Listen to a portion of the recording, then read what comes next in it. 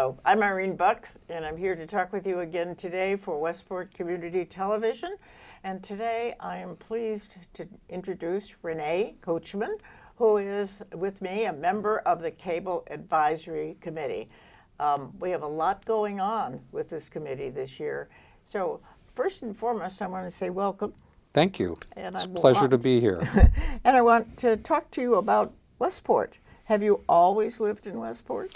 No, I'm actually a native of New York. I went to school and grew up in New York City. I grew up and went to college on Long Island and got into television production and have done that for most of my life. I'm now in education, but I came to Westport in 1995 and bought a house and fell in love with Westport, and I do consider it my home. What do you like about Westport? Why is it your town? So for me, growing up in New York, I always had the opportunity to go out to Long Island, and I loved the beaches. I loved Jones Beach. I loved, just the ocean and being near the ocean. And that's my first love here in Westport. I love going down to Horseneck. I love going to East Beach and out to Gooseberry.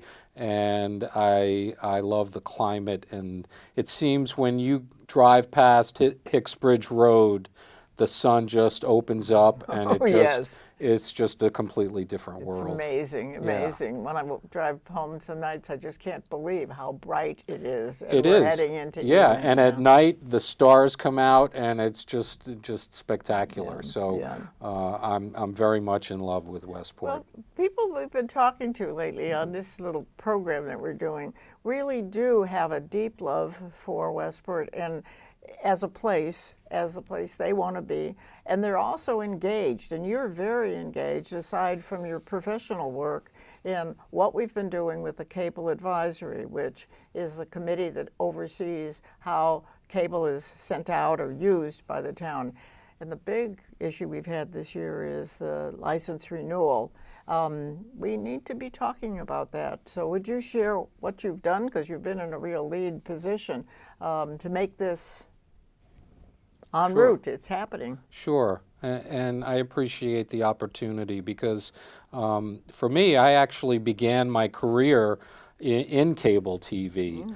And then when I moved to the area, I kind of overlapped and began to get into education. And I took a job up at Durfee High School running educational telecommunications program, which was actually funded by the cable company through the subscribers. And we began a program up there that taught students, young people, how to produce television, and not only how to produce it, but how to think critically about what they're watching, something called media literacy. And I'm now in my 28th year of education, and I still dabble on the side. I no longer work for cable TV, but I can say that the program, which was funded through the cable company, was so important to me and to the young people that actually take the program. So education is a huge buzzword, and I think for us on the Cable Advisory Board, we want to make sure that people out in the community understand not only what cable TV can do for them here in the town, but potentially this new license that's in front of us that needs to be approved and There's signed off on. There's a lot to understand, and that's been my big learning on the committee, that it's both a technical project that happens every day in town. It's equipment, it's amazing amounts of equipment, but it's the students and the learning that goes on. And that really isn't in the forefront of people's minds when they're looking at the channel to see what's playing. Absolutely. Tonight. A lot of people don't even know that they do have local channels that they can watch local events, select board meetings. They can find out what's going on in the schools.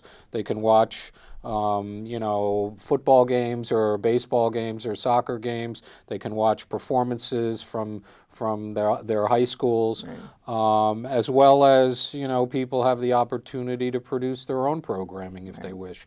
So there are a lot of opportunities that people are not aware of that can benefit them through having a cable company and a cable license in their town.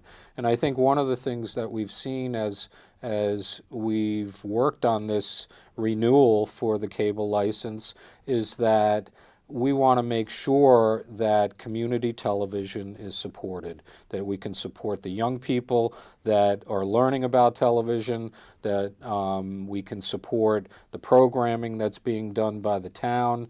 And I think, for me, I feel, a lot of people have their complaints about cable TV. The prices are going up.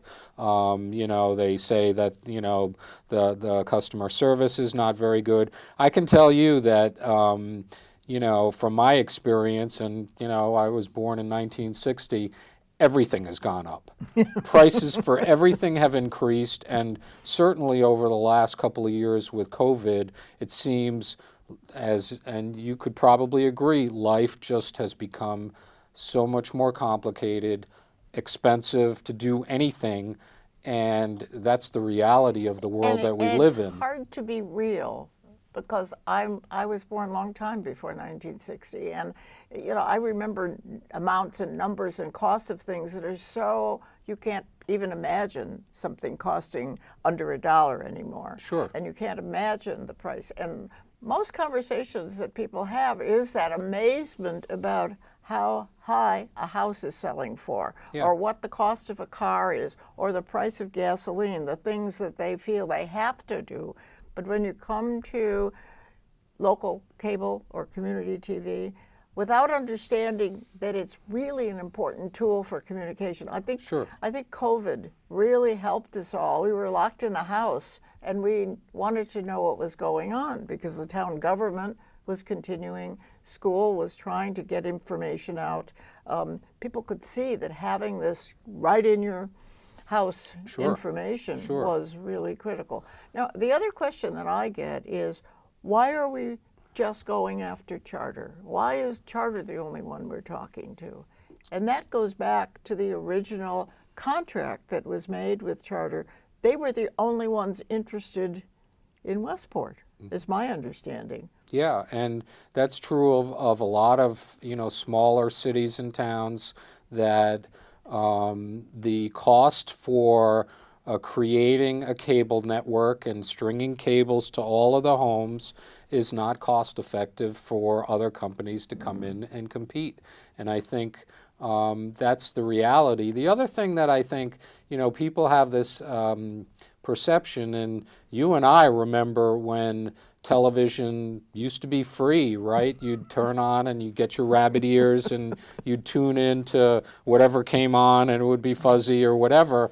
And so, it was a free source of entertainment, and as is the radio. And, and so people have this thought in their head that, television should be free, right? And that's not the case when you look at, certainly on cable, just the number of different channels that you're able to watch. You're able to watch certain niche channels that, if you're a golfer, 24/7 of golfing, cooking, whatever it is that you want. And, that comes at a price, obviously. Same thing with community television. There's a cost to pay students, to pay the staff, to produce programming, and to make it viable. Which is covered by funding that we work out in our contract with the company, Charter in this case. And in the new contract, we're saying a little bit more is probably appropriate because everything's going up. But also the people that use the services pay a small amount that all help to pay these costs. The things that we purchase with that capital money, we wouldn't be buying at a town. We wouldn't be, come and look at the equipment if you're in the town hall annex, or come to the media studio where we are today at the high school. we certainly would be really struggling over hiring professional staff to be teaching the students and being there day and night. Right.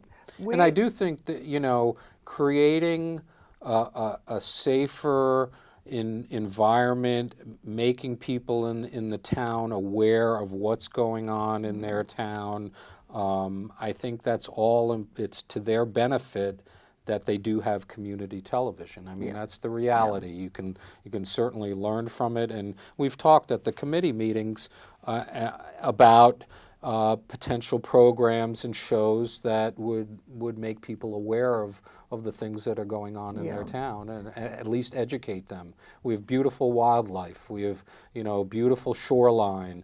We have potential climate issues that people need to be aware of. Everything from recycling to energy saving. All those things are important for people to learn about and to buy into. The big problems that those people that are volunteering their time to solve in our town, the leadership really can, if you listen to their committee meetings, you can begin to understand why they're looking toward all of the different issues that we've heard about, water and climate and everything. And I'm always amazed when people go to town meeting and they look at something that's taken 6 months or 8 months to develop, maybe even longer than that, maybe 2-3 years, and begin to ask questions as though it has never been thought about before. It's so nothing good comes quickly, right? Yes, and I truly believe that. I think the work that has been done by the Select Board, by the Cable Advisory Board, you see that people are really invested in the work. And, you can't write a book, certainly in a week. You could, but it wouldn't be that great. And I think that's the point, right? Is that the Select Board, the Cable Advisory Board, the other boards are very meticulous about what they're working on, and that shows to me that they're diligent. They're really doing the problem solving that needs to be done. There are a number of issues that the town is facing. And we need to address those, and we need to do it carefully. One of the things that you've also been able to do as a member of the Cable Advisory is to sit on the new committee that the town agreed to put in place last year, this Internet Advisory, which is really looking at issues of Internet and how that can be brought into the town. That's at the very, very beginning stages. But True. I think the fact that we are working together to understand how the future might look and also protect the present, because this contract, we hope, will be signed in June. They've been contracts that have lasted 10 years. So from the beginning of this century, I always love to say that, for the first 10 years, the next 10 years, and now we're at the place where we understand what this is all about. We understand what the requirements are for the company, what the requirements are, or at least what our expectations are. And yet we can still have part of the town looking ahead at what else we might do, because we know technology is changing. And you certainly, being in this field, know it probably more than I can even imagine. Well, sitting on the Internet Advisory Committee has been eye-opening for me. I kind of went in a little bit initially with some reservations because obviously, not really understanding what the mission and the goal was and where they want to take this.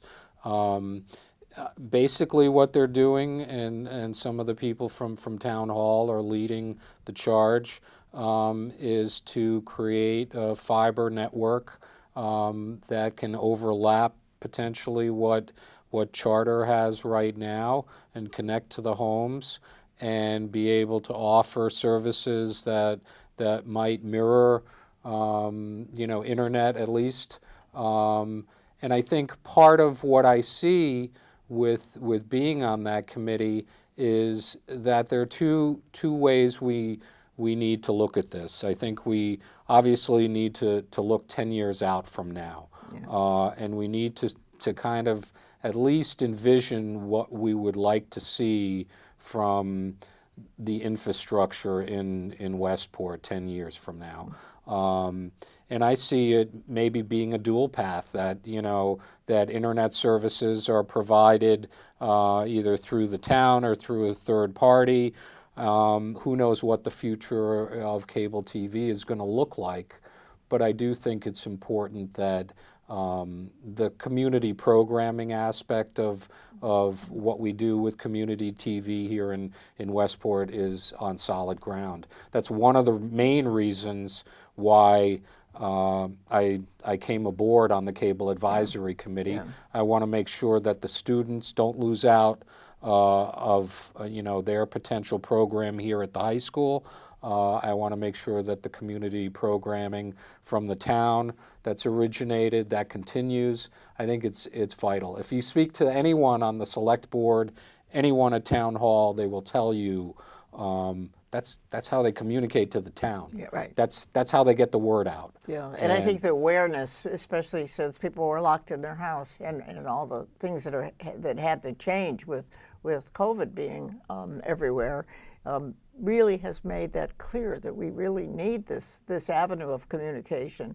We hope that people watching us today or listening to our words and who are interested would respond and express their interest. We'll have something at the end of the video where you can reach and contact John Resendiz, who's the director of the community TV.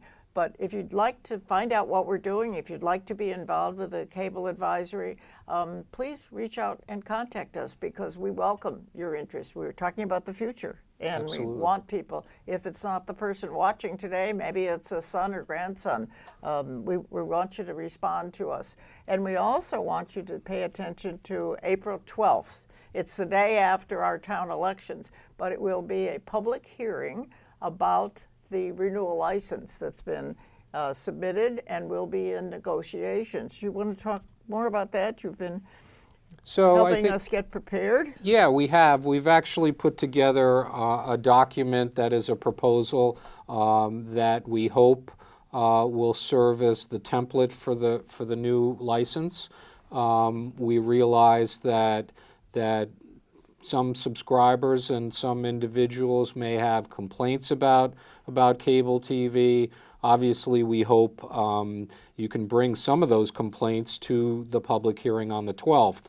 Understanding that there are some things that the Cable Advisory Board really have no control over. And I think those are rates. Those are potentially some of the things that that we can push for, but obviously getting a cable company to lower rates to subscribers is just unrealistic. Yeah. And just will never happen.